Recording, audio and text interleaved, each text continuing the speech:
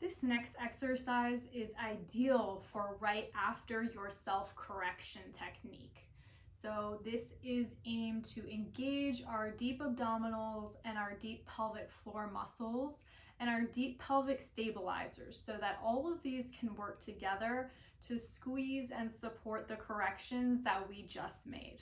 So we will be starting off with a simple pelvic tilt. However, I want us to try to do this pelvic tilt with mostly using our lower abs, and then we're gonna add in the glutes after that. So go ahead and lay down on your back again with knees bent and feet flat. Hands are gonna be on the lower belly here. So to start, I want your feet to be nice and light on your mat, and they're not pressing down on your mat quite yet. So we're going to take an inhale through the nose.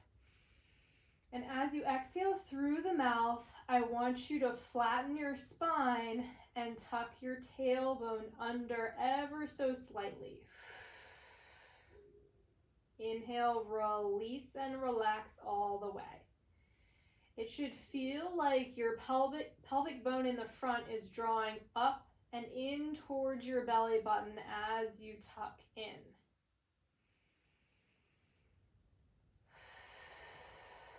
It might be a smaller tilt than you're expecting. We don't want it to be anything big like this.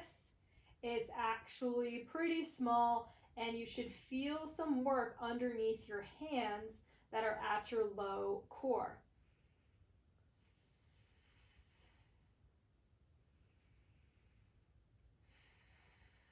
One thing you can try to make sure that your glutes are not kicking in just yet is instead of having your hands at your low belly, you can actually bring your hands to your glutes here right at the sides, so that as you do this pelvic tilt, you shouldn't feel any muscles squeezing right here underneath your hands. This should all stay relaxed.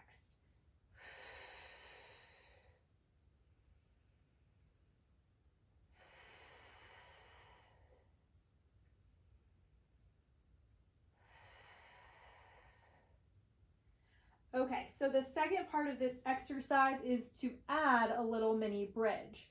So we're going to initiate our bridge by using our pelvic tuck that we just did, and that's going to involve mostly our low core. Once our low core can't tilt us any higher, we're going to then start to press through the heels and squeeze the glutes to lift up just one segment higher, and then slowly release everything back down. So again, we're gonna initiate that same pelvic tilt by using our low abs first. So we're gonna inhale through the nose to prepare. Exhale through the mouth, low core draws up. We're scooping through the low core. I can't get any higher than that. And then I'm gonna press through my heels and squeeze my glutes, lifting one vertebrae higher. And when I lower back down, I'm going to engage my core again, lighten up my feet, and unwind the pelvis all the way. I'm going to show you that a few more times. I'll put my hands by my side. So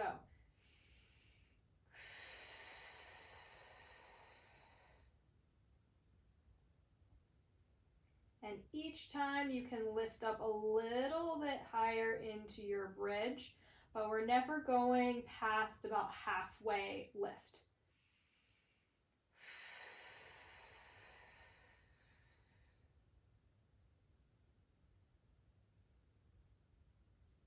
Inhaling on the way back down.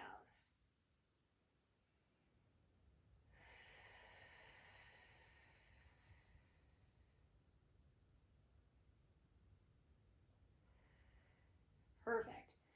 The final step of this exercise is going to be adding a ball to squeeze in between your knees during this. So place a ball between the knees.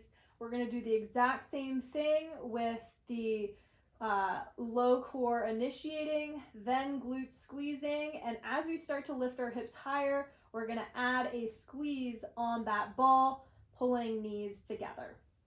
So inhale through the nose, exhale through the mouth, tuck pelvis under using low core, then start to squeeze the glutes and squeeze the knees into that ball. A little bit of a halfway bridge. Start to unsqueeze that ball, lowering the pelvis one vertebrae at a time, lightening up your feet at the end, and untucking your hips all the way back down. Everything should be relaxed at the end.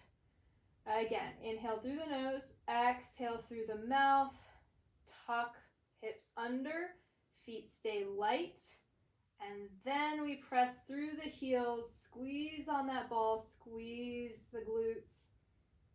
There should be no pressure or tension in the low back at all. Everything stays here in the low core, the glutes, the hamstrings, and the inner thighs.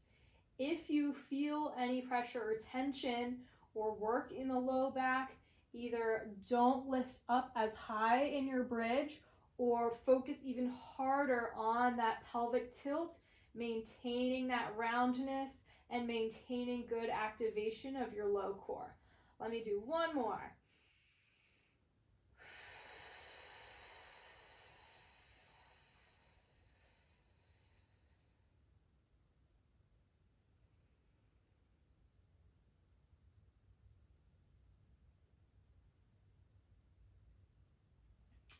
Awesome. Please let me know if you have any questions about that one, and it should feel really good.